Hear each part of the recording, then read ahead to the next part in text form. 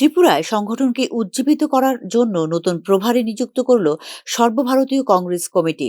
এক্ষেত্রে দলের রাজ্য ইনচার্জ হিসেবে নিযুক্ত করা হলো সপ্তগিরি শঙ্কর উলাকাকে।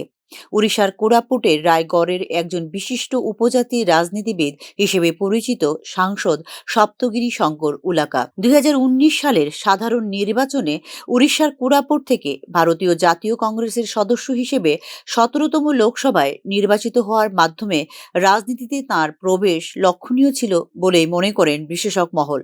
বর্তমানে লোকসভায় উড়িষ্যা কংগ্রেসের একমাত্র সদস্য হলেন সপ্তগিরি শঙ্কর উলাকা। ইন্ডিয়া জোটের অন্তর্ভুক্ত হবার পরেও রাজ্য স্তরে, বিশেষ করে ত্রিপুরায় বামপন্থীদের সাথে কংগ্রেসের নির্বাচনী সমঝোতা করার বিষয়টিতে সময়ে সময়ে উঠে আসছে বিভিন্ন প্রশ্ন।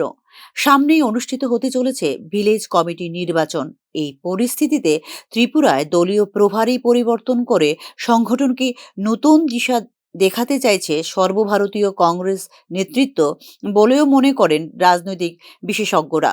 উল্লেখ করা যেতে পারে, ত্রিপুরার পাশাপাশি দলের মণিপুর, সিকিম এবং নাগাল্যান্ডের প্রভারীর দায়িত্বও পালন করবেন Saptagiri Sankar Ulaka. Bureau report, news নাও।